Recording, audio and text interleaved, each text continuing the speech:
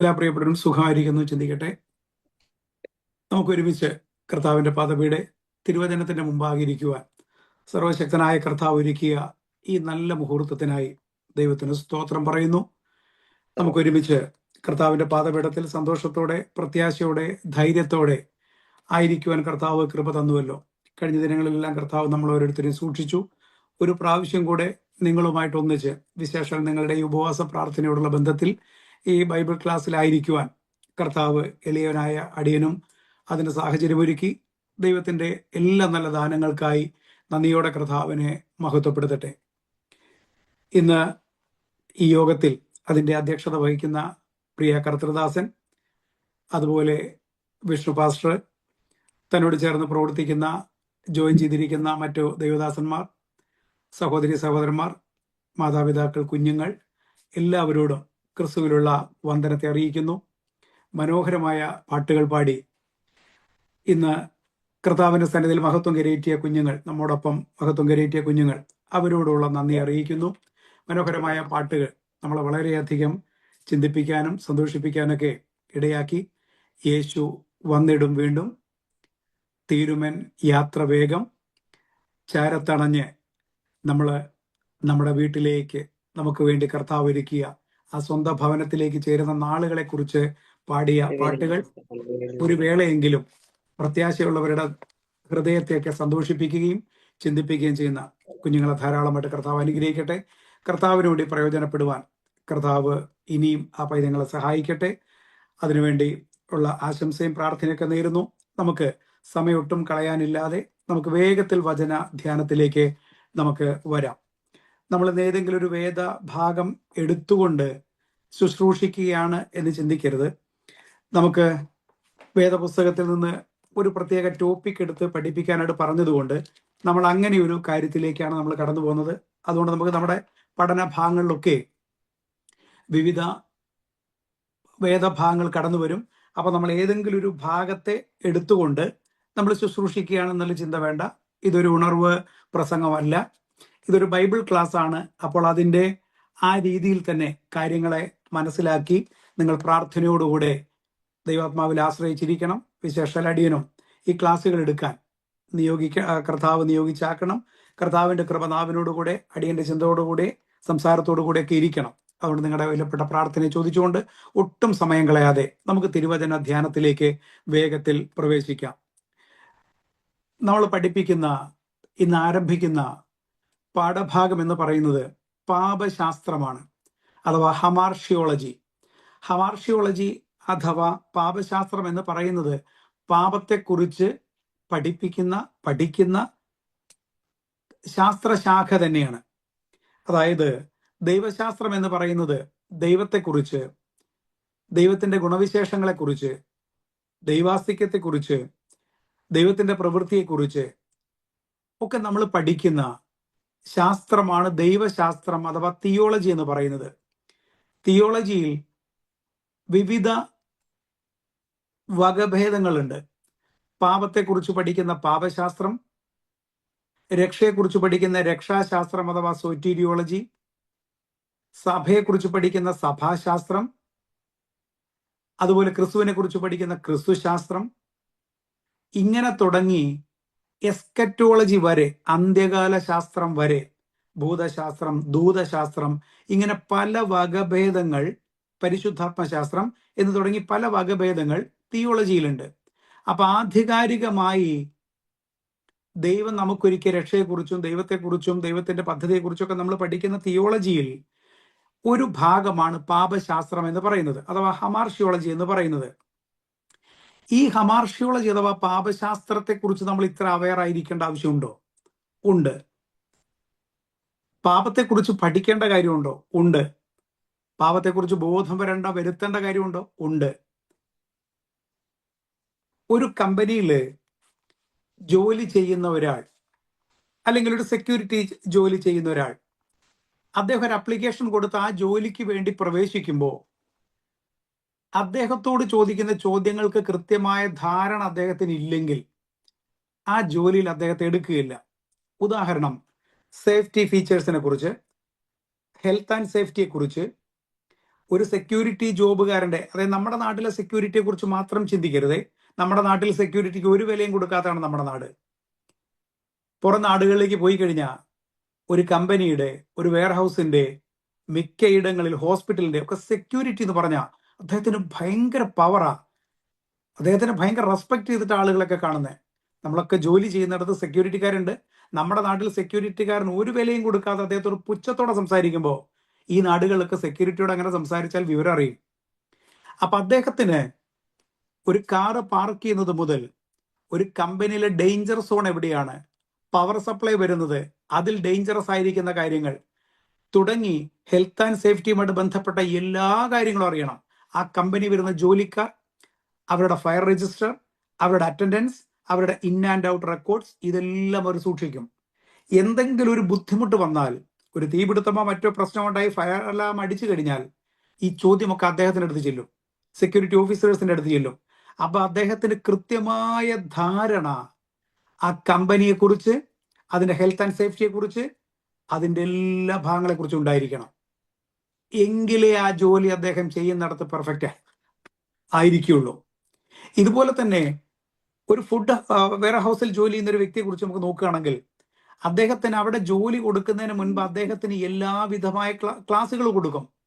ഒരു കമ്പനിയിലേക്ക്, ഒരു ഫുഡ് ഫാക്ടറിയിലേക്ക് പ്രവേശിക്കുമ്പോൾ നിങ്ങൾ എങ്ങനെ ഹൈജീൻ ആയിരിക്കണം, നിങ്ങളുടെ കൈകാലുകൾ എങ്ങനെയായിരിക്കണം, ഗ്ലൗസ് ധരിക്കേണ്ടത്, ബൂട്ട്സ് ധരിക്കേണ്ടത്, അതുപോലെ തന്നെ നിങ്ങൾ അണിയേണ്ട ഗൗണുകൾ, നിങ്ങൾ ചെന്ന് തൊടുന്ന ഫുഡ് പ്രോഡക്ട്സുകൾ, അതിലെങ്ങനെ നിങ്ങൾ സ്പർശിക്കണം, ഏത് സ്പർശിക്കാൻ പാടില്ല, അതിലുപയോഗിക്കുന്ന കെമിക്കലുകൾ ഏത് ഉപയോഗിക്കണം, ഏത് ഉപയോഗിക്കരുത്. അവിടെ അലർജി ഉള്ളവരുണ്ടാവും. പ്രത്യേകിച്ച് ഈ നാടുകളിൽ നട്ട്സുകൾ ഉപയോഗിക്കുന്നതിൽ ഭയങ്കര നിർബന്ധമാണ് അതിനകത്തുള്ള റെസ്ട്രിക്ഷൻസ്. പലയിടത്തും ബ്രെഡ് ഫാക്ടറിയിലൊക്കെ കാഷ്യൂ നട്ടൊക്കെ ഉപയോഗിച്ചിട്ട് പല കുഞ്ഞുങ്ങളും മരിച്ചു പോകാൻ ഇട വന്നിട്ടുണ്ട്. പലയിടത്തും ഇവിടുത്തെ കാഷ്യൂ നട്ട്, അതുപോലെ പല കാര്യങ്ങളിൽ നട്ട്സ് അവർക്ക് അലർജിയാണ്. അതുകൊണ്ട് തന്നെ പല കമ്പനിയിൽ ബദാം, കാഷ്യൂ ഇങ്ങനെ തുടങ്ങിയ പിസ്ത തുടങ്ങിയതൊന്നും കൊണ്ടുപോകാൻ സമ്മതിക്കില്ല. അപ്പൊ ബ്രെഡൊക്കെ ഉണ്ടാക്കുന്നിടത്ത് വളരെ സൂക്ഷിച്ചാണ്, അല്ലെങ്കിൽ ഒരു പ്രൊഡക്റ്റ് ഇറക്കുമ്പോൾ ആ പ്രൊഡക്റ്റ് വ്യക്തമായിട്ട് പറയും ഇന്ന ഇന്ന കാര്യങ്ങൾ ഇതിനകത്ത് ചേർത്തിട്ടുണ്ട്, അലർജി കണ്ടന്റ് ഉള്ളവർ ശ്രദ്ധിക്കണം.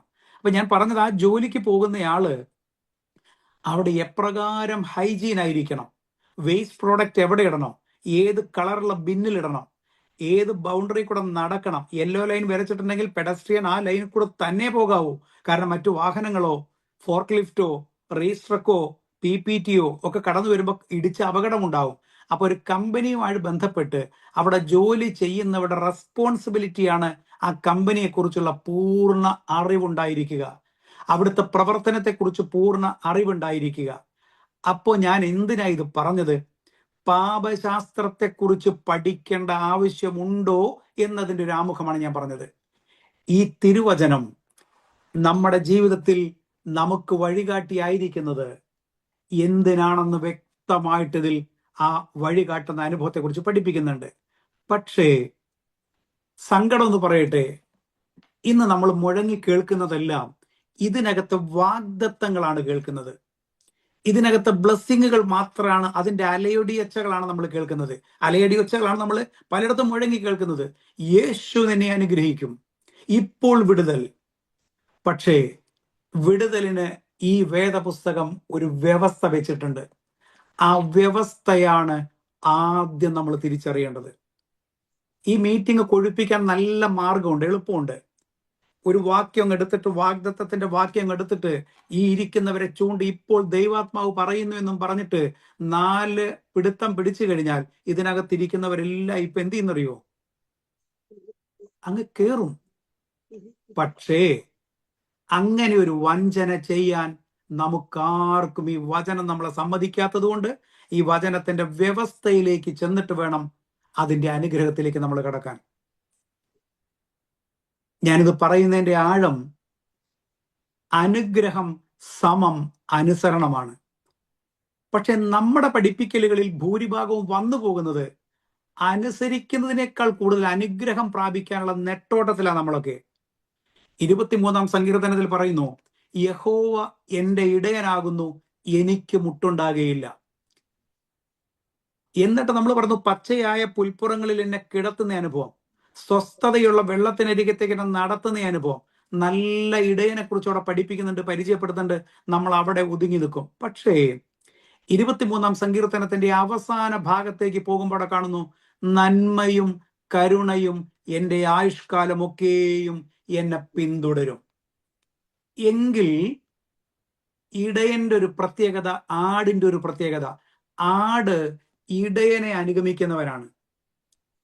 അങ്ങനെ പോകുന്ന ആടിന്റെ പിറകെയാണ് നന്മ വരുന്നത്. പക്ഷേ ഇന്ന് കാണുന്ന കുറെ ആടുകൾക്കുള്ളൊരു കുഴപ്പം എന്താന്ന് ചോദിച്ചാൽ, ഞാൻ ഉൾപ്പെടെയുള്ളവരെ, ഞാൻ വിധിക്കാനല്ല ഇവിടെ നിൽക്കുന്നത്, ആരും വിധിക്കാനല്ല ഇത് പറഞ്ഞത്, ഞാൻ ഉൾപ്പെടെയുള്ള സമൂഹത്തെ വെച്ചുകൊണ്ട് പറയുന്നു, ഈ നാട് നന്മയുടെ പിറകിലോട്ടുള്ള ഓട്ടമാണ്. അപ്പൊ ആടിന്റെ മുൻപിൽ നന്മയും പിറകിൽ ഇടയനും അല്ല. അങ്ങനെയല്ല വചനം പറയുന്നത്. യഹോവ എന്റെ ഇടയനാകുന്നു. ഈ ഇടയനെ കുറിച്ച് നമ്മൾ പഠിക്കുമ്പോൾ യഹോവയായ കർത്താവിനെ ഞാൻ എൻ്റെ മുമ്പിൽ വെച്ചിരിക്കുന്നു എന്നാ പറയുന്നത്. അവൻ എൻ്റെ വലത്തു ഭാഗത്തുള്ളതുകൊണ്ട് ഞാൻ കുലുങ്ങി പോകുകയില്ല. അപ്പോ നന്മയിലേക്ക് തിരിഞ്ഞാൽ ഇടയൻ എവിടെയായി? പിറകെയായി. ഇടയനെ അനുഗമിക്കുമ്പോൾ ഇടയൻ നമ്മുടെ മുമ്പിലും ആട് ഇടയന്റെ പിറകെയുമാണ്. ആടിന്റെ പിറകെ നന്മ തനിയേ വന്നോളും.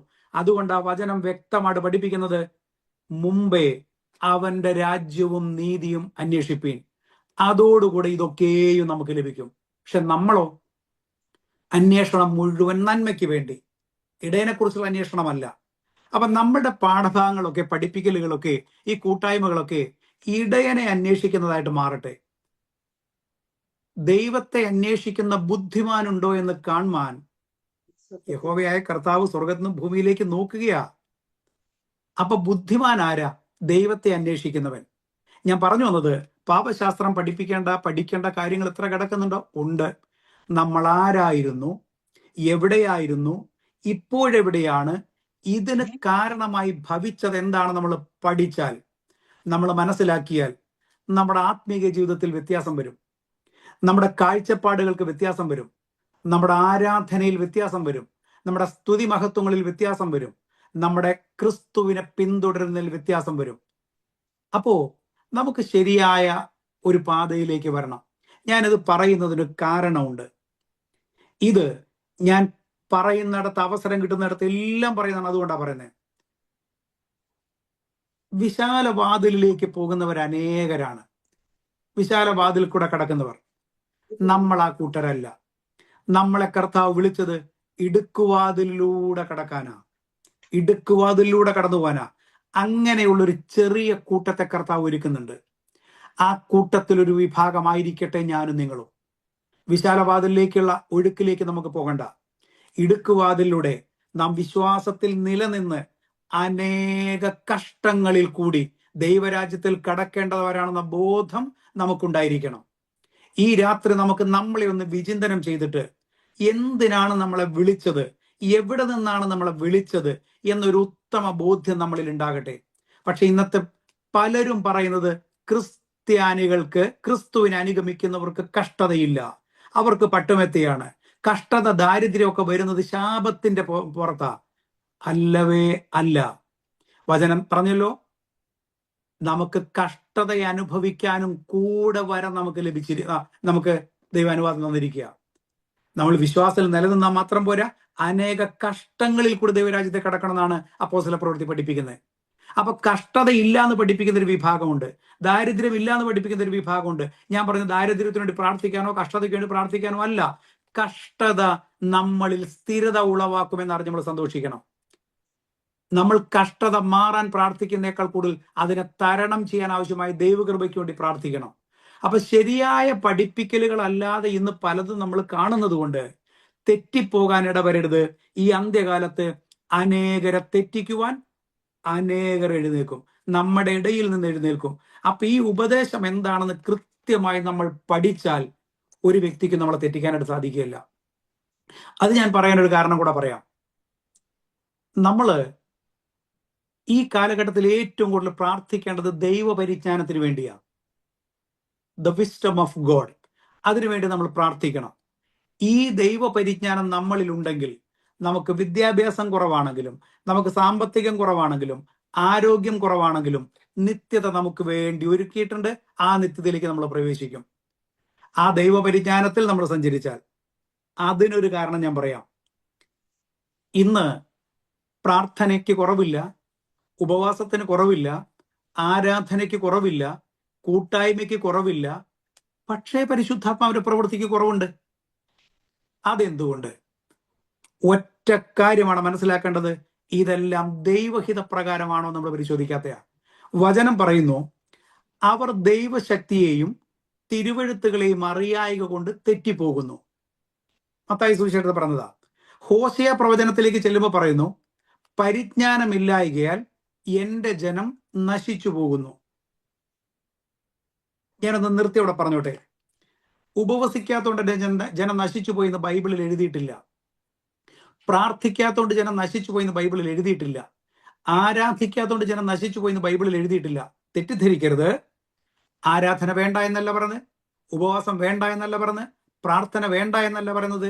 പകരം പരിജ്ഞാനമില്ലായികയാൽ എന്റെ ജനം നശിച്ചു പോകുന്നു എന്ന വചനത്തിൽ എഴുതിയത്. അപ്പൊ എന്താ കാര്യം? പ്രാർത്ഥിക്കുന്നത് പരിജ്ഞാനത്തോടെ അല്ലെങ്കിൽ കാര്യമില്ല. ഉപവസിക്കുന്നത് പരിജ്ഞാനത്തോടെ അല്ലെങ്കിൽ അതുകൊണ്ട് റിസൾട്ട് ഇല്ല. ആരാധിക്കുന്നത് എന്താ ആരാധന എന്ന് പോലും നമ്മൾ അറിയാതെയാണ് നമ്മൾ പലപ്പോഴും ദൈവത്തെ ആരാധിക്കുന്നത്. നമുക്കൊരു അവസരം കിട്ടിയാൽ ആരാധന എന്നുള്ള വിഷയത്തിലേക്ക് പിന്നീട് നമുക്ക് കടന്നു വരാം. അപ്പൊ ഞാൻ പറഞ്ഞു വന്നത്, ദൈവ പരിജ്ഞാനം പ്രാപിക്കുക എന്നുള്ളത് പ്രധാനമാണ്. അപ്പോൾ പാപത്തെക്കുറിച്ച് പഠിക്കുമ്പോൾ ഇന്ന് അനേകർക്കത് കേൾക്കാൻ ഇഷ്ടമല്ല, അനേകർക്കത് പറയാൻ ഇഷ്ടമല്ല. കാരണം പാപത്തെക്കുറിച്ച് പ്രസംഗിക്കുമ്പോൾ ഫീഡ്ബാക്ക് കുറവായിരിക്കും, ഹല്ലേലൂയ സ്തോത്രം കയ്യടിയൊക്കെ കുറവായിരിക്കും. നമ്മുടെ മെസ്സേജുകളൊക്കെ അങ്ങനെയാണല്ലോ വരും. നമുക്ക് ഫീഡ്ബാക്ക് കിട്ടുന്ന മെസ്സേജുകൾ എടുക്കാൻ നമുക്ക് ഭയങ്കര ഇഷ്ടമാണ്. പക്ഷേ നമ്മൾ അറിവുശാലയിലേക്ക് ആടുമാടുകളെ കൊണ്ടുപോയി മുമ്പിൽ വെച്ചിരിക്കുന്ന പച്ചില കണ്ടു പോകുമ്പോൾ ആ പച്ചിലയെ മാത്രം നോക്കി എത്തിപ്പെടുന്ന മാട് അവസാനം എത്തുന്നത് എവിടെയാ നമുക്കറിയാം. അപ്പൊ നമ്മൾ ഇപ്പോഴത്തെ പച്ചില കാണുന്നതിന് പകരം ചില കാര്യങ്ങൾ വചനത്തിൽ നിന്ന് മനസ്സിലാക്കേണ്ടത് കൂടെ മനസ്സിലാക്കി പോകാൻ നമുക്കിട വരണം. ഞാൻ നിങ്ങളെ മുക്തകണ്ഠം പ്രശംസിക്കുന്നു. ഇങ്ങനെ ഒരു ക്ലാസ് എടുക്കാൻ ഞാനൊരു പ്രഗത്ഭനായതുകൊണ്ടല്ല പ്രിയ കർത്തൃദാസൻ എന്നെ വിളിച്ചത്. ക്ലാസ്സുകൾ അവര് പലതും കേട്ടിട്ട് അതിൽ സന്തോഷം തോന്നി എന്നോട് വിളിക്കുകയും ഇങ്ങനെ ക്ലാസ് തരുമെന്നൊക്കെ ചോദിച്ചു. നല്ല കാര്യം. പക്ഷെ ഇതിനകത്തിരിക്കുന്ന ആരെക്കാളും ഞാൻ ഈ ക്ലാസ് എടുക്കാൻ ശ്രേഷ്ഠനല്ല. അതിന് പ്രത്യേകിച്ചൊരു കഴിവോ പ്രാഗൽഭ്യമൊന്നും പറയാൻ എനിക്കില്ല. പ്രത്യേകിച്ച് ഒരു ശ്രേഷ്ഠതയും നിങ്ങളുടെ മുമ്പിൽ എനിക്ക് പറയാനില്ല. പിന്നെ കർത്താവിന് മുമ്പിൽ ഇതൊക്കെ പഠിക്കാൻ ശ്രമിക്കുന്നത് കൊണ്ട് കിട്ടുന്ന കൊച്ചു അറിവുകൾ, ചെറിയ അറിവുകൾ ഒന്ന് ഷെയർ ചെയ്യുമോ എന്ന് ചോദിച്ചപ്പോ വളരെ വിനയത്തോടെ ഞാനതിന് യെസ് എന്ന് മറുപടി പറയാണ് പ്രിയ കർത്തൃദാസനോട് ചെയ്തിട്ടുള്ളത്. പക്ഷെ ഞാൻ മുക്തകണ്ഠം പ്രശംസിക്കുന്നു എന്ന് പറഞ്ഞത് വിളിച്ചതിനല്ല, പകരം പാപത്തെക്കുറിച്ച് ക്ലാസ് എടുക്കണമെന്ന് പ്രിയ ദേവദാസൻ പറഞ്ഞതിനാ. ഇന്ന് മിക്ക സഭകളിലും പാപത്തെക്കുറിച്ച് ക്ലാസ് എടുക്കുക എന്ന് പറഞ്ഞാൽ അതൊരു അലർജിയാണ്, അതൊരു അവജ്ഞയാണ്. ക്രിസ്തുവിന്റെ ക്രൂശ് പലർക്കും അവജ്ഞയാണ്. ഞാനൊരു സഭയെ പ്രസംഗിക്കുമ്പോൾ, കർത്താവിന്റെ ക്രൂശിനെ കുറിച്ച് പ്രസംഗിക്കുമ്പോൾ മുമ്പിലോട്ട് നടുത്തളത്തിലേക്ക് ചാടി ഒരു വ്യക്തി, ഒരു സ്ത്രീ, സ്റ്റോപ്പ് ഇറ്റ് എന്നോട് പറഞ്ഞു. എന്നോട് പറഞ്ഞു, ബ്രദർ സ്റ്റോപ്പ് ഇറ്റ്, ഞങ്ങൾക്ക് ക്ലാസ് അല്ല വേണ്ടത്, ഞങ്ങൾക്ക് ബ്ലെസ്സിങ് ആണ് വേണ്ടത്, പ്രസംഗമാണ് ഞങ്ങൾക്ക് കേൾക്കേണ്ടത്. ഞാൻ പറഞ്ഞു okay, thank you, God bless you എന്ന് പറഞ്ഞ് ഞാൻ എൻ്റെ പ്രസംഗം തുടർന്നു. അത് ഞാനത് പറയാനല്ലത് പറഞ്ഞു വന്നത്. ഇന്ന് ആളുകൾക്ക് പ്രസംഗം മതി. ഞാൻ ഈ പ്രസംഗത്തിൽ നിന്ന് എതിർക്കുകയല്ലോ പറഞ്ഞത്. ക്ലാസ് എടുത്തു കൊടുക്കുമ്പോൾ നമുക്കൊരു ഉണർവില്ലല്ലോ. പക്ഷേ ചില കാര്യങ്ങളൊക്കെ നമ്മൾ വേണ്ടവണ്ണം പഠിക്കുകയും മനസ്സിലാക്കുകയും ചെയ്താൽ നമ്മൾ കർത്താവിന്റെ സന്നിധി നെടുമ്പാട് നമ്മൾ വീഴും. ക്രൂശിനെ നമ്മൾ ധ്യാനിക്കുമ്പോൾ, ആ ക്രൂശിന്റെ ചുവട്ടിലേക്ക് നമ്മൾ ഓടിച്ചെല്ലുമ്പോൾ, നമ്മുടെ താതൻ നമുക്ക് വേണ്ടി ചെയ്തത് നമ്മളൊന്ന് തിരിച്ചറിയുമ്പോൾ, നമ്മുടെ സർവാംഗവും കർത്താവിന് വേണ്ടി നമ്മൾ സമർപ്പിച്ച് കർത്താവിന്റെ വചനത്തിന് മുൻപാകെ നമ്മൾ നെടുമ്പാട് വീണ് അർപ്പിക്കുന്ന ഒന്ന് ആരാധനയിലേക്ക് നമ്മൾ നയിക്കപ്പെടും. പകരം നമ്മൾ 5 പാട്ടുപാടി, 2 പാട്ടുപാടി, കുറെ നമ്മൾ കൈയടിച്ചു, ഒക്കെ ശരിയാണ്. പക്ഷെ ഹൃദയം കൊണ്ടല്ല ഇതൊന്നും നടക്കുന്നതെങ്കിൽ ഇത് വെറുതെയാണ്. വചനം പറയുന്നു, ഈ ജനം അധരം കൊണ്ട് എന്നെ ബഹുമാനിക്കുന്നു, അവരുടെ ഹൃദയം എങ്കിൽ നിന്ന് അകന്നിരിക്കുന്നു. അപ്പൊ നമുക്കൊരു കാര്യം ചെയ്യണം. നമ്മുടെ ഹൃദയവും നമ്മുടെ അധരവും എല്ലാം കർത്താവിനോട് അനുരൂപപ്പെടുന്നതായിട്ട്, കർത്താവിന് സമർപ്പിക്കുന്നതായിട്ട് മാറുന്ന അവസ്ഥയിലേക്ക് വരണം. അപ്പൊ ഞാനിതൊക്കെ പറഞ്ഞു വന്നത് പാപത്തെക്കുറിച്ച് പഠിപ്പിക്കാനും പഠിക്കാനൊന്നും കേൾക്കാനൊന്നും വലിയ രസമുള്ള കാര്യമായിരിക്കില്ല. പക്ഷേ ഒരു യാഥാർത്ഥ്യം ഞാൻ പറയാം, നമ്മൾ ഇത് പഠിക്കുമ്പോഴാണ് ഞാൻ ആരായിരുന്നു കർത്താവേ, ഞാനിതിന് യോഗ്യനല്ല കർത്താവേ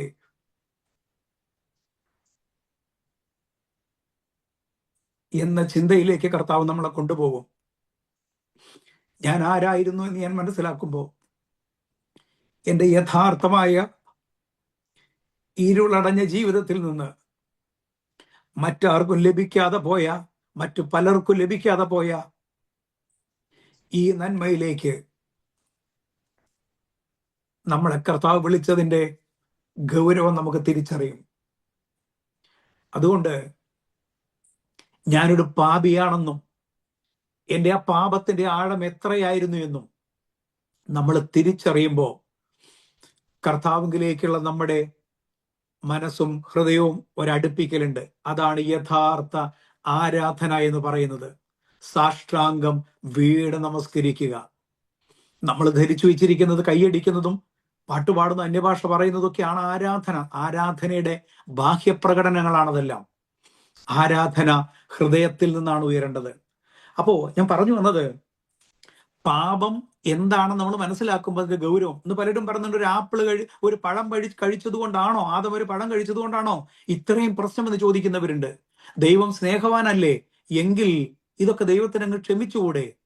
നമ്മൾ പാപത്തിന്റെ ആഴം പഠിക്കുമ്പോഴാണ് ഈ ആഴത്തിൽ നിന്ന്, ഈ ഇരുളിൽ നിന്നാണല്ലോ കർത്താവ് നമ്മളെ വിളിച്ചത്. രണ്ടാമത്തെ കാര്യം, ഈ പാപത്തിന് ദൈവം നിശ്ചയിച്ചൊരു ശിക്ഷയുണ്ട്. അതിന്റെ ഭീകരത നമ്മൾ തിരിച്ചറിയുമ്പോൾ, എൻ്റെ കർത്താവേ, അതിൽ നിന്നാണല്ലോ എന്നെ ഇത്രയും മഹാകരുണ തോന്നി ഇതിലേക്ക് ആനയിച്ചതെന്ന് മനസ്സിലാക്കുമ്പോൾ നമുക്കറിയാം ഇതിന്റെ ഗൗരവം എത്രയെന്നുള്ളത്. ഈ രക്ഷയെക്കുറിച്ച് അറിയാത്ത ഒത്തിരി പേര് നമ്മുടെ ചുറ്റുമുണ്ട്. ഒട്ടനവധി പേര് നമ്മുടെ ചുറ്റുമുണ്ട്. അവർക്കൊന്നും ലഭിക്കാതെ പോയ ഈ മഹാകരുണ നമ്മുടെ കർത്താവ് കാണിക്കുമ്പോൾ എവിടെ നിന്നാണ് നമ്മളെ വീണ്ടെടുത്തത് നമ്മൾ അറിയണം. അതുകൊണ്ട് പാപശാസ്ത്രത്തിന് അത്രയും അതിന്റെ ഗൗരവമുണ്ട്. പാപശാസ്ത്രം പഠിച്ചു കഴിഞ്ഞ് ഉടനെ നമ്മൾ രക്ഷാശാസ്ത്രത്തിലേക്ക് ഒന്ന് പോകണം. അപ്പോഴാണ് രക്ഷയുടെ മാഹാത്മ്യം നമ്മൾ തിരിച്ചറിയുക. നമ്മളോട് രക്ഷിക്കപ്പെട്ടു എന്ന് വെച്ചാൽ നമ്മൾ ഉടനെ പറയാം ഞാൻ സ്നാനപ്പെട്ടതാന്ന് പറയും. രക്ഷിക്കപ്പെടുക എന്താന്ന് പോലും അറിയാതെ, സ്നാനപ്പെടുന്നത് എന്തിനാന്ന് പോലും അറിയാതെ ഉള്ള ആളുകൾ നമ്മുടെ ചുറ്റുമുണ്ട്. സ്നാനത്തിന്റെ വ്യക്തമായ ബോധ്യമില്ലാതെ ഇന്ന് പലരും സ്നാനക്കുളത്തിലേക്ക് നീങ്ങുന്നത്. ഇപ്പൊ ഞാൻ പറഞ്ഞു വന്നത്, നമ്മൾ മറ്റുള്ള കുറച്ച് പേരിലേക്ക് ഒന്ന് കണ്ണോടിച്ച് നോക്കിയാൽ നമുക്ക് ചില കാര്യങ്ങൾ മനസ്സിലാവും. ഞാനൊരൊറ്റ ഉദാഹരണം പറഞ്ഞ് ക്ലാസ്സിലേക്ക് വരട്ടെ. ISROയിൽ ഒരു ഞാനതും കൂടെ ഒരിക്കൽ പറഞ്ഞതാണ് എൻ്റെ ഓർമ്മ. ISROയിൽ ഒരു പ്രധാന ഉദ്യോഗസ്ഥനുണ്ട്, ഒരു മുൻനിരയിൽ നിൽക്കുന്ന ഒരു ഉദ്യോഗസ്ഥൻ. തിരുവനന്തപുരത്തെ ആ ISROയിൽ ഓഫീസിലേക്ക് അദ്ദേഹം കയറി വരുന്നതിന് മുൻപ് നമുക്ക് ആ റൂട്ടിൽ ഒന്ന് പോയി നിൽക്കാം. അദ്ദേഹം വരുന്ന വഴിയിൽ ആ ഓഫീസ് എത്തുന്നതിന്റെ ഏതാനും വാര അകലെ അദ്ദേഹം തന്റെ കാറ് സൈഡിലേക്ക് നിർത്തിയിട്ട് അദ്ദേഹത്തിനൊരു ജോലിയുണ്ട്. ഞാൻ ഒന്നുകൂടെ നിർത്തി പറയട്ടെ. ഈ ISROയിൽ ഉദ്യോഗസ്ഥൻ എന്ന് പറഞ്ഞാൽ മനസ്സിലായില്ലേ? റോക്കറ്റ് വിക്ഷേപണത്തിലും മിസൈൽ വിക്ഷേപണത്തിലും നമ്മുടെ ഉപഗ്രഹ നിരീക്ഷണത്തിലൊക്കെ അങ്ങേയറ്റം പഠനവും പഠിക്കുകയും അതിനെക്കുറിച്ചുള്ള നിരീക്ഷണവും ഒക്കെ നടക്കുന്ന, തലയിൽ ബുദ്ധി കൊണ്ട് മറിഞ്ഞു നിൽക്കുന്ന, അത്രയും ഉന്നത തലത്തിൽ നിൽക്കുന്ന ഓഫീസറുടെ കാര്യം ഞാൻ ഈ പറഞ്ഞത്. അദ്ദേഹം തന്റെ കാറ് 9 മണിക്ക് കയറേണ്ട അടുത്ത് 8:30, 8:45 ഉള്ളിൽ അവിടെ വരികയും ആ റോഡിന്റെ സൈഡിൽ നിർത്തുകയും, ആ റോഡിന്റെ സൈഡിൽ നാട്ടിയിരിക്കുന്ന ഒരു കൊച്ചു കൂടാരത്തിലെ ഒരു കൊച്ചു വിഗ്രഹമുണ്ട്. ആ വിഗ്രഹത്തിലേക്ക് നെയ്യും എണ്ണയും ഒഴിച്ച്, തന്റെ കൊണ്ടുവന്ന കുപ്പിയിലെ എണ്ണയും ഒഴിച്ചിട്ട് ആ തിരി കത്തിച്ച് അതിന് വണങ്ങിയതിന് ശേഷമാണ് തന്റെ ഓഫീസിലേക്ക് അദ്ദേഹം കയറി പോകുന്നത്. ലോകത്തിലെ ഇത്രയും വലിയ ബുദ്ധിമാനായിരിക്കുന്ന അല്ലെങ്കിൽ സയന്റിസ്റ്റ് ആയിരിക്കുന്ന ആളുകൾക്ക് വെളിപ്പെടുത്താത്ത സത്യമാണ് നമ്മുടെ കർത്താവ് നമുക്ക് വേണ്ടി വെളിപ്പെടുത്തിയത്. ജീവനുള്ള ദൈവത്തെ ആരാധിക്കുവാൻ, ജീവനുള്ള ദൈവത്തെ കാണുവാൻ ഒരു കൃപ ലഭിച്ച നമുക്ക് കർത്താവിനെ മഹത്വപ്പെടുത്താം. നമ്മൾ എന്താ നോർത്ത് ഇന്ത്യയിൽ നിന്നൊക്കെ വരുന്ന ന്യൂസുകൾ എന്താ? അവിടെ ഇരിക്കുന്ന കൊച്ചു കൊച്ചു വിഗ്രഹത്തിന് ഡോക്ടർമാർ ചെന്നിട്ട് സ്റ്റെതസ്കോപ്പ് വെച്ച് പരിശോധിക്കുകയാ, ദൈവത്തിന് പനിയുണ്ടോ നോക്കാൻ. ഞാൻ ആരെയും വിധിക്കാനല്ല, ആരെയും ഇൻസൾട്ട് ചെയ്യാനല്ലത് പറയുന്നത്. നമ്മെ മെനഞ്ഞ ജീവനുള്ള ഒരു ദൈവം ഉണ്ടായിരിക്കെ കല്ലും മണ്ണും അനങ്ങാൻ കഴിയാത്ത വിഗ്രഹത്തെ മനുഷ്യനുണ്ടാക്കി കൈപ്പടിയായ ഇതിനെ വെച്ചുകൊണ്ട് ആ വിഗ്രഹമായ ദൈവത്തിന് പനിയുണ്ടോ നോക്കുന്നത് ഒരു ഡോക്ടറാണെന്ന് ഓർക്കണം. ഒരു ഡോക്ടർ ആവണമെങ്കിൽ എന്തോരം പഠിക്കണം നിങ്ങൾ നോക്കി. മെഡിക്കൽ സയൻസ് എവിടെ ഇരിക്കുന്നു? അന്ധവിശ്വാസം എവിടെ ഇരിക്കുന്നു? ആ ഇടത്ത് നിന്നാണ് ദൈവം നമ്മളെ വിളിച്ച് ജീവനുള്ള ദൈവത്തെ ആരാധിക്കുവാൻ, നമ്മുടെ പ്രാണനെ നാശത്തിൽ നിന്ന് വീണ്ടെടുത്ത് നമ്മളെ കൊണ്ടുവന്നത്. പാപത്തെക്കുറിച്ച് നമ്മൾ പഠിക്കണോ? പഠിക്കണം. പാപത്തെക്കുറിച്ച് നമ്മൾ അറിയണം. പാപത്തിന്റെ ഗൗരവത്തെക്കുറിച്ച് മനസ്സിലാക്കണം. പാപത്തിന്റെ ശിക്ഷയെക്കുറിച്ച് നമ്മൾ അറിയണം. അപ്പോഴേ കർത്താവ് നമ്മോട് കാണിച്ച കരുണയുടെ ബാഹുല്യം നമുക്ക് മനസ്സിലാവുകയുള്ളൂ. നമുക്ക് മുന്നോട്ട് വരാം. നമ്മൾ പഠിക്കുന്നു പാപശാസ്ത്രം അഥവാ ഹമാർഷിയോളജി എന്ന് പറയുന്നത്. വേദപുസ്തകത്തിൽ പാപം എന്ന പദം 763 പ്രാവശ്യം പറഞ്ഞിട്ടുണ്ട്. 763 പ്രാവശ്യം പാപത്തെക്കുറിച്ച് ബൈബിളിൽ പ്രസ്താവിക്കുന്നുണ്ട്. ഈ പാപത്തെക്കുറിച്ച് പഠിക്കുന്ന ശാസ്ത്രശാഖയ്ക്ക് പറയുന്ന പേരാണ് പാപശാസ്ത്രം അഥവാ ഹമാർഷിയോളജി എന്ന് പറയുന്നത്. HAMARTIOLOGY ഹമാർഷിയോളജി എന്ന് പറയുന്നത് പാപശാസ്ത്രം എന്നാണ് അർത്ഥം. ഗ്രീക്ക് ഭാഷയിലും എബ്രായ ഭാഷയിലുള്ള 2 പദങ്ങളെ നമുക്കിവിടെ ഒന്ന് വിശകലനം ചെയ്യാം. ഗ്രീക്ക് ഭാഷയിലെ ഹമാർഷിയ എന്ന പദത്തിൽ നിന്നും എബ്രായ ഭാഷയിലെ ഹാറ്റ എന്ന പദത്തിൽ നിന്നുമാണ് പാപം എന്ന പദം ഉത്ഭവിച്ചിട്ടുള്ളത്. അപ്പൊ ഞാൻ പറഞ്ഞു, ഗ്രീക്കിൽ നിന്ന് ഹമാർഷിയ, ഹീബ്രു ഭാഷയിൽ നിന്ന് ഹാറ്റ, ഈ 2 പദങ്ങൾ. ഇതിന്റെ രണ്ടിന്റെ അർത്ഥം നമുക്കൊന്ന് പരിശോധിച്ചാൽ, ഹമാർഷ്യ എന്ന് പറഞ്ഞാൽ ലക്ഷ്യം തെറ്റുക. ഇതാണ് ഹമാർഷ്യ എന്ന് പറഞ്ഞാൽ, ലക്ഷ്യം തെറ്റുക. അപ്പോ പണ്ടൊക്കെ ഈ അമ്പെയ്യുമ്പോ അതിനൊരു നിശ്ചിതമായ അകലത്തിൽ ഒരു ലക്ഷ്യസ്ഥാനം വെച്ചിരിക്കും. അതിൽ കൃത്യമായി ആ അമ്പ് ചെന്ന് തറയ്ക്കുന്നവനാണ് വിജയിയായിരിക്കുന്നത്. എന്നാൽ ആ അസ്ത്രം ഒരല്പം അങ്ങോട്ടും ഇങ്ങോട്ടും മാറുമ്പോ അവർ വിജയി അല്ലാതെയാക്കി പ്രഖ്യാപിക്കും, പരാജയപ്പെട്ടതാക്കി പ്രഖ്യാപിക്കും. കാരണം ലക്ഷ്യസ്ഥാനത്ത് അത് കൊണ്ടില്ല. ഈ അർത്ഥത്തിലാണ് ഗ്രീക്കിൽ ഇതിനെ ഹമാർഷിയ എന്ന പദം ആയിട്ട് പറയുന്നത്, ലക്ഷ്യം തെറ്റുക. പാപത്തെക്കുറിച്ചുള്ള രണ്ടാമത്തെ കാര്യം നമ്മൾ പറഞ്ഞു, ഹാറ്റ, അതിർ ലംഘിക്കുക. ഇതാണ് ഇതിന്റെ അർത്ഥം, അതിർവരമ്പ് ലംഘിക്കുക, അതിർ ലംഘിക്കുക. അപ്പൊ ഇത് നമുക്കൊരു കാര്യം മനസ്സിലായി. ക്രിസ്തീയ വിശ്വാസപ്രകാരം പാപം എന്നതിന്, പാപത്തെക്കുറിച്ചുള്ള ഉപദേശത്തിന് വളരെയേറെ പ്രാധാന്യമുണ്ട്. ഈ ബൈബിൾ ഉടനീളം കാണുന്നത് സ്നേഹമാണ്.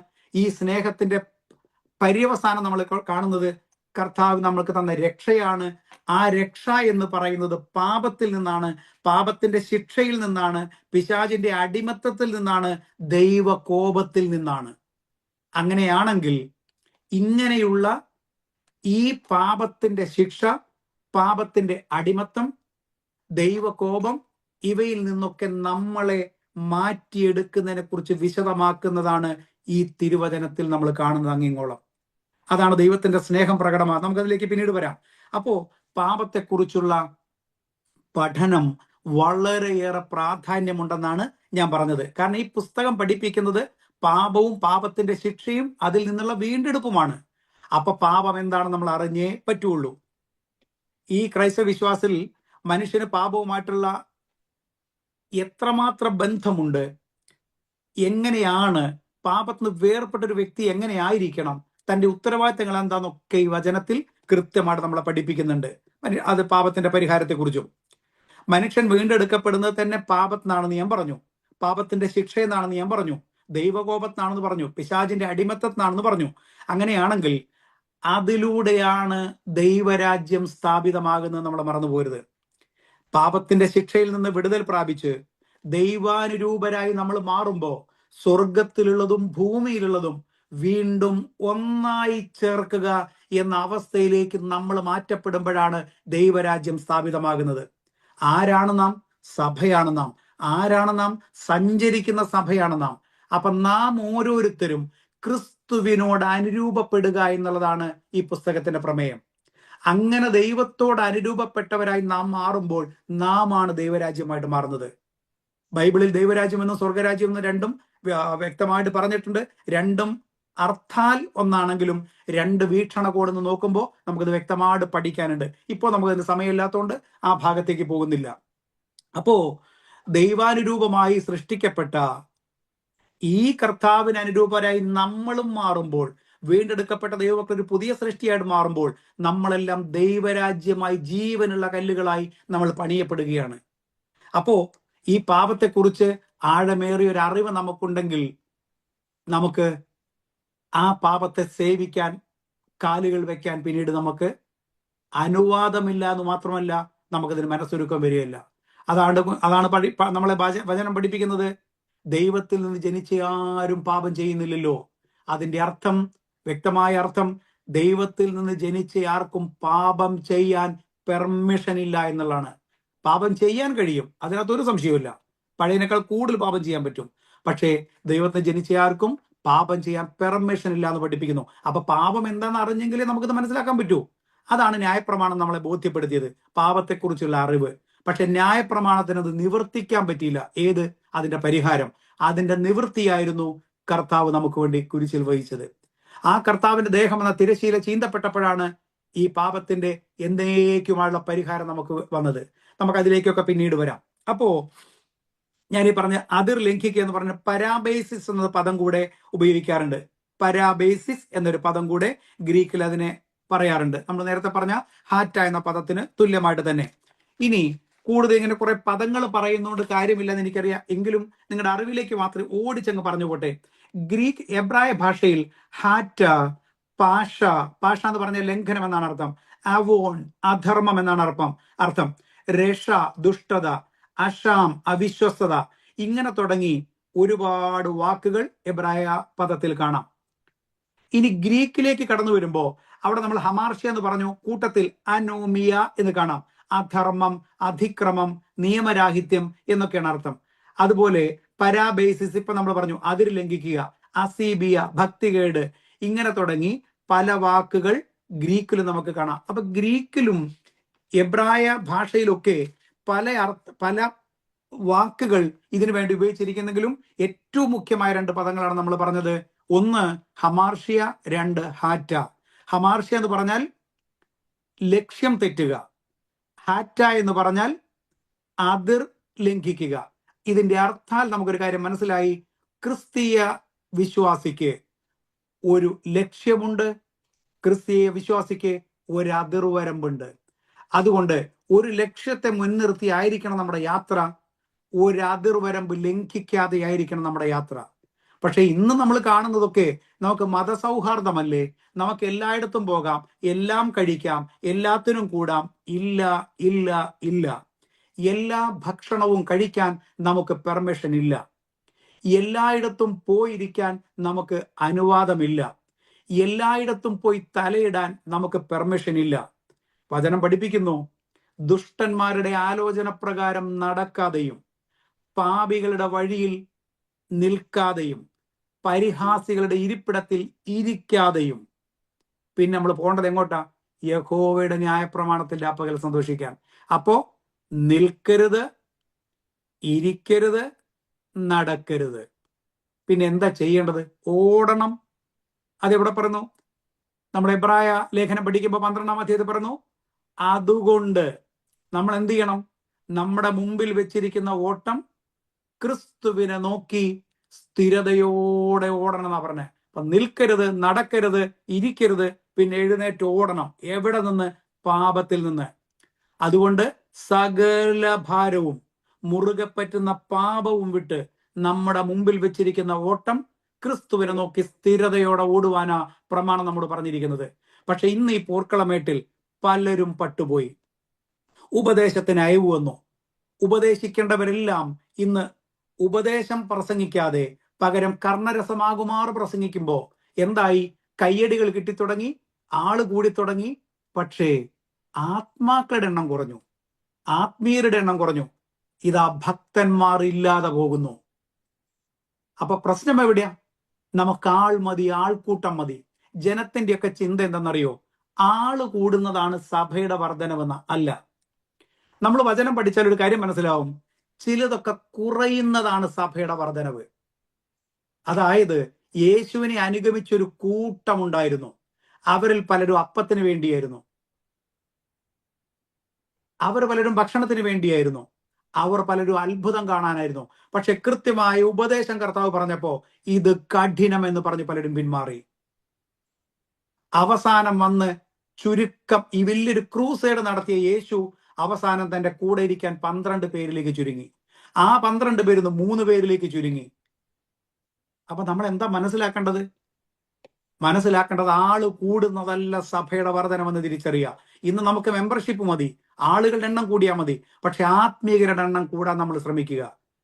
നമ്മൾ ഒത്തിരി പേരെ ഇങ്ങനെ കൊണ്ടുപോയിട്ട് എവിടേക്ക് തള്ളാനാ? നമ്മുടെയൊക്കെ ഒറ്റ ലക്ഷ്യമേ ഉള്ളൂ, കർത്താവിനോട് കൂടെ ഇരിക്കാൻ. ആ കർത്താവിനോട് കൂടെ ഇരിക്കണമെങ്കിൽ, ആ നിത്യതയ്ക്ക് വേണ്ടി ഒരുങ്ങണമെങ്കിൽ അതിന് നിശ്ചയമായ ചില പ്രമാണങ്ങൾ വചനം പഠിപ്പിക്കുന്നുണ്ട്. നമുക്ക് കുറച്ച് വേഗത്തിൽ മുന്നോട്ട് പോയിട്ട് ഞാൻ നിർത്താം. നമ്മുടെ മുമ്പിൽ സമയം വളരെ കുറവുള്ള, ഞാൻ സമയത്ത് തന്നെ ഇരിക്കാം. ഒന്ന്, പാപത്തിന്റെ നിർവചനങ്ങൾ എന്താ നമുക്ക് നോക്കാം. നമുക്കിപ്പോൾ ഈ ഒരു സൂമിൽ നിന്ന് നിങ്ങോട്ട് അൺമ്യൂട്ട് ചെയ്തുകൊണ്ട് പാപത്തിന് നിർവചനം പറയാൻ പറഞ്ഞാൽ നിങ്ങൾക്കൊക്കെ ഒത്തിരി പറയാനുണ്ടായിരിക്കും. പാപത്തിന് ഒരുപാട് നിർവചനം നമുക്ക് പറയാം. അതുകൊണ്ട് കൃത്യമായൊരു നിർവചനമൊന്നും ബൈബിളിൽ പാപത്തിന് പറയുന്നില്ല. നിർവചനം പറഞ്ഞില്ലെങ്കിൽ നമുക്ക് അതിൽ നിന്ന് മനസ്സിലാക്കിയെടുക്കാവുന്ന ചില കാര്യങ്ങൾ. ഒന്ന്, ദൈവവചനത്തിന്റെ ലംഘനമാണ് പാപം. ദൈവവചനം എന്ന് പറഞ്ഞാൽ ദൈവത്തോളം പ്രാധാന്യമുള്ളതാണ്. അപ്പൊ ദൈവത്തോളം പ്രാധാന്യമുള്ള ദൈവവചനത്തെ ലംഘിക്കുന്നതാണ് പാപം. രണ്ട്, ചെയ്യണമെന്ന് ദൈവം പറഞ്ഞ കാര്യം ചെയ്യാതിരിക്കുകയും ചെയ്യരുത് എന്ന് ദൈവം പറഞ്ഞ കാര്യം ചെയ്യുകയും ചെയ്യുന്നതിന്റെ പേരാണ് പാപം. ഇതൊന്നും ആത്യന്തികമായിട്ട് ബൈബിളിൽ കൃത്യമായി എഴുതി വെച്ചൊരു വാക്യമല്ല ഞാൻ വായിക്കുന്നത്. നമ്മൾക്ക് ഇതിന്ന് പഠിക്കുമ്പോൾ നമുക്ക് എടുക്കാവുന്ന, മനസ്സിലാക്കാവുന്ന, പഠിക്കാൻ പറ്റുന്ന ചില നിർവചനങ്ങൾ പറയുന്നുള്ളൂ. അപ്പൊ ദൈവവചനത്തിന്റെ ലംഘനമാണ് പാപം. ചെയ്യണമെന്ന് ദൈവം പറഞ്ഞതിനെ ചെയ്യാതിരിക്കുകയും ചെയ്യരുത് എന്ന് പറഞ്ഞതിനെ ചെയ്യുകയും ചെയ്യുന്നതാണ് പാപം. പിന്നെ ദൈവപ്രമാണം അറിഞ്ഞിട്ടും അതിനെ ബോധപൂർവം നിരസിക്കുന്നതാണ് പാപം. അതുപോലെ ദൈവത്തിന്റെ ഉദ്ദേശങ്ങളിലും ലക്ഷ്യങ്ങളിലും എത്തിച്ചേരാതെ വഴിമാറി സഞ്ചരിക്കുന്നതാണ് പാപം. പിന്നെ ദൈവിക പരമാധികാരത്തോടുള്ള നിഷേധമാണ് പാപം. ദൈവത്തിന്റെ പരമാധികാരം, അതിനെ നമ്മൾ ക്വസ്റ്റ്യൻ ചെയ്യുക. ഇന്ന് ന്യൂജൻ പിള്ളേരൊക്കെ അങ്ങനെയല്ലേ? അവരുടെ പാട്ടുകൾ എന്താ? എന്റെ ഇഷ്ടം, ഞങ്ങളുടെ ഇഷ്ടം, ഞങ്ങളത് ചെയ്യും, ഞങ്ങൾക്ക് ഇഷ്ടമുള്ളത് പറയും, ഞങ്ങൾക്ക് ഇഷ്ടമുള്ളത് പ്രവർത്തിക്കും. അങ്ങനെ ഇഷ്ടമുള്ളത് പ്രവർത്തിക്കാൻ ഒരു ക്രിസ്തീയ വിശ്വാസിക്ക് അനുവാദമില്ല. അതുകൊണ്ട് നമ്മുടെ മക്കൾ ഇത് കേൾക്കുന്നുണ്ടെങ്കിൽ, നമ്മുടെ തലമുറ ഇത് കേൾക്കുന്നുണ്ടെങ്കിൽ, നമ്മുടെ വസ്ത്രധാരണം യോഗ്യമായിരിക്കണം, നമ്മുടെ മുടിവെട്ടുകൾ യോഗ്യമായിരിക്കണം, നമ്മുടെ സംസാരം യോഗ്യമായിരിക്കണം, നമ്മുടെ ഭക്ഷണ രീതികൾ യോഗ്യമായിരിക്കണം, നമ്മുടെ കൂട്ടുകെട്ടുകൾ യോഗ്യമായിരിക്കണം. ഏത് കാര്യത്തിനും ഈ പ്രമാണം പറയുന്ന പോലെ നമുക്ക് പോകാൻ അനുവാദമുള്ളൂ. അതിനു പകരം ഞങ്ങൾ ന്യൂജൻ പിള്ളേരാണ്, ഞങ്ങൾ പുതുതലമുറക്കാരാണ്, ഞങ്ങൾക്ക് ആവശ്യമുള്ളത് ഞങ്ങൾക്കറിയാം, ബുദ്ധി വിവരമുള്ളവരാണെന്ന് പറയുന്നതിന് കുഴപ്പമൊന്നുമില്ല. പക്ഷെ ദൈവം വെച്ച ലക്ഷ്യത്തിലേക്ക് എത്തിച്ചേരണമെങ്കിൽ ദൈവം പറഞ്ഞ വ്യവസ്ഥകൾ പാലിച്ചേ പറ്റൂ. അതുകൊണ്ട് ഇതിൽ കേൾക്കുന്ന ഏതെങ്കിലും മക്കൾ, എൻ്റെ പ്രിയപ്പെട്ടവർ ഇതിനകത്ത് കേൾക്കുന്നവരുണ്ടെങ്കിൽ, കുഞ്ഞുമക്കളെ നിങ്ങളോട് പറയട്ടെ, അപ്പൻ ബുദ്ധി കുറഞ്ഞവരാന്ന് ചിന്തിക്കരുത്. അപ്പനേക്കാൾ വിദ്യാഭ്യാസം കാണും, അമ്മയേക്കാൾ അറിവ് കാണും, ജോലി കാണും, എല്ലാം ശരിയാണ്. പക്ഷെ അപ്പന്റെ ഉള്ളിൽ പകർന്നു കൊടുത്ത, അമ്മയുടെ ഉള്ളിൽ പകർന്നു കൊടുത്തൊരു ദൈവകൃപയുണ്ട്. അവരുടെ സ്വർഗീയ ദർശനം നമുക്ക് ലഭിച്ചിട്ടില്ലെങ്കിൽ ആ ദർശനത്തിലേക്ക് നമ്മൾ വരണം. നമ്മുടെ പാഠപുസ്തകത്തിൽ ലഭിച്ച അറിവൊക്കെ ശരിയാ, അതൊന്നും നോ എന്ന് ഞാൻ പറയുന്നില്ല, നെവർ എന്ന് ഞാൻ പറയുന്നില്ല. പക്ഷേ അറിവ് ചേർപ്പിക്കുമ്പോൾ ദൈവസ്നേഹത്തിലേക്ക് വരണം. സ്നേഹമാണ് ആത്മീക വർധന വരുത്തുന്നത്. ആ ദൈവസ്നേഹത്തിലേക്കാണ് നമ്മളെ അടുപ്പിക്കേണ്ടത്. അവിടെ ഞാൻ ആവർത്തിച്ചു പറയുന്നു, ഈ ലോകത്തിന്റെ ജ്ഞാനം ഭോഷത്വമായിരിക്കുമ്പോൾ ഈ ദൈവിക ജ്ഞാനം പ്രാപിക്കാൻ ഓരോ മക്കളും ശ്രമിക്കണം. അവിടെ അപ്പൻ പ്രാർത്ഥിക്കുന്നത് കാണുമ്പോൾ, അമ്മ പ്രാർത്ഥിക്കുന്നത് കാണുമ്പോൾ, അവർ വചനം വായിക്കുന്നത് കാണുമ്പോൾ അവർക്കെന്തോ അബദ്ധം പറ്റി എന്ന് ചിന്തിക്കരുത്. സ്വർഗീയ ദർശനം പ്രാപിച്ചവരാ ഈ സൂം മീറ്റിംഗിൽ മുമ്പിലിരിക്കുന്നവർ. അതിലേക്ക് നമ്മുടെ തലമുറ കടന്നു വരാൻ ഇടവരട്ടെ. അതുകൊണ്ട് നമ്മുടെ അറിവും വിദ്യാഭ്യാസം ഒക്കെ നല്ലതാണെങ്കിലും ദൈവത്തെങ്കിലേക്കുള്ള അറിവാണ് നമുക്ക് പ്രധാനം. ഞാൻ എപ്പോഴും പറയുന്നതാണ്, ഈ ലോകത്തിൽ നമുക്ക് എല്ലാം ഉണ്ടായിരുന്നിട്ടും ക്രിസ്തു ഇല്ലെങ്കിൽ അത് വട്ടപൂജ്യമാണ്. ഈ ലോകത്തിൽ നമുക്കൊന്നും ഇല്ലെങ്കിലും ക്രിസ്തു കൂടെ ഉണ്ടെങ്കിൽ നമ്മൾ ഹീറോയാണ്, മറ്റത് ബിഗ് സീറോയാണ്. അപ്പോ ക്രിസ്തു ഇല്ലാത്തൊരു ജീവിതം നമുക്ക് വേണ്ട. അപ്പൊ നമ്മൾ പാപത്തിന്റെ നിർവചനം മാത്രമേ ഇവിടെ പറഞ്ഞുള്ളൂ. ഇനി എന്താണ് പാപം എന്ന് നമ്മൾ പഠിക്കണം. അതിലേക്ക് ബൈബിൾ പറഞ്ഞ നിർവചനത്തിലേക്കാണ് പോകുന്നത്. പക്ഷേ ഇന്ന് നമ്മൾ അതിലേക്ക് നീങ്ങുന്നില്ല, കാരണം നമുക്ക് സമയം കൃത്യമായിട്ട് പാലിക്കണം. നമ്മൾ ഒത്തിരി കണ്ടന്റ് തീർത്തു എന്നതിനേക്കാൾ കൂടുതൽ അതിൽ നമുക്ക് വല്ലതും ഉപകാരമുള്ളത് എടുക്കാൻ ചെറിയ രീതിയിലെങ്കിലും മനസ്സിലാക്കിയാൽ അതാണ് നല്ലത്. അപ്പൊ ഇന്ന് നമ്മുടെ രാമുഖമായി മാത്രം ചില കാര്യങ്ങൾ പറഞ്ഞതാ. അതിൽ ആദ്യമായിട്ട് പറഞ്ഞു പാപം എന്താണ്. ദൈവത്തോടുള്ള നിഷേധമാർഗം, ദൈവത്തിന്റെ പരമാധികാരത്തോടുള്ള എതിർപ്പ്, ദൈവം ചെയ്യാൻ പറഞ്ഞതിനെ ചെയ്യാതിരിക്കുക, ചെയ്യണമെന്ന് ചെയ്യരുത് എന്ന് പറഞ്ഞതിനെ ചെയ്യുക, അതുപോലെ ദൈവത്തിന്റെ വഴിവിട്ട് സഞ്ചരിക്കുക, പ്രമാണത്തോടുള്ള എതിർപ്പ്, ഇതൊക്കെ നമുക്ക് പറയാം പാപം എന്നുള്ളത്. ഈ പാപത്തെക്കുറിച്ച് പഠിക്കുന്ന ശാസ്ത്രമാണ് പാപശാസ്ത്രം. ആ പാപശാസ്ത്രത്തെക്കുറിച്ച് നമ്മൾ പറഞ്ഞു ഹമാർഷിയോളജി. അതിൽ 2 പദത്തിൽ നിന്നാണ് ഹമാർഷ്യ, ഇത് ഈ പാപശാസ്ത്രം വന്നത് നമ്മൾ പറഞ്ഞു. ഹമാർഷ്യ എന്ന ഗ്രീക്ക് പദത്തിൽ നിന്നും ഹാറ്റ എന്ന എബ്രായ പദത്തിൽ നിന്നും. ഹമാർഷ്യ എന്ന് പറഞ്ഞാൽ ലക്ഷ്യം തെറ്റുക, ഹാറ്റ എന്ന് പറഞ്ഞാൽ അതിർ ലംഘിക്കുക. അപ്പൊ നമുക്ക് ഒരു ലക്ഷ്യമുണ്ട്, നമുക്ക് ഒരതിരുണ്ട്. ഇതിനപ്പുറത്തോട്ട് പോകാൻ നമുക്ക് പ്രമാണമില്ല. അങ്ങനെയാണെങ്കിൽ എന്താണ് ബൈബിൾ പഠിപ്പിക്കുന്ന പാപം എന്നതിലേക്ക് നമുക്ക് അടുത്ത ക്ലാസ്സിൽ പ്രവേശിക്കാം. സമയം അനുവദിച്ച നിങ്ങളോടെല്ലാം നന്ദി പറയുന്നതോടൊപ്പം സംസാരിക്കാൻ കൃപ തന്ന ദൈവത്തിന് സർവ്വമഹത്വം അർപ്പിക്കുന്നു. പ്രാർത്ഥനയിൽ ഞങ്ങളെ വഹിക്കണമേ, കുടുംബത്തോടൊത്ത് പ്രാർത്ഥിക്കണമേ. നിങ്ങളുടെ എല്ലാ സ്നേഹത്തിനും സഹകരണത്തിനും ഒത്തിരി നന്ദി. ദൈവം അനുഗ്രഹിക്കട്ടെ. തുടർന്ന ക്ലാസ് നമുക്ക് കാണാം. ദൈവത്തിന്റെ കൃപ നമ്മുടെ ഏവരോടും കൂടെ ഇരിക്കട്ടെ. ദൈവം നിങ്ങളെ അനുഗ്രഹിക്കട്ടെ. ആമേൻ.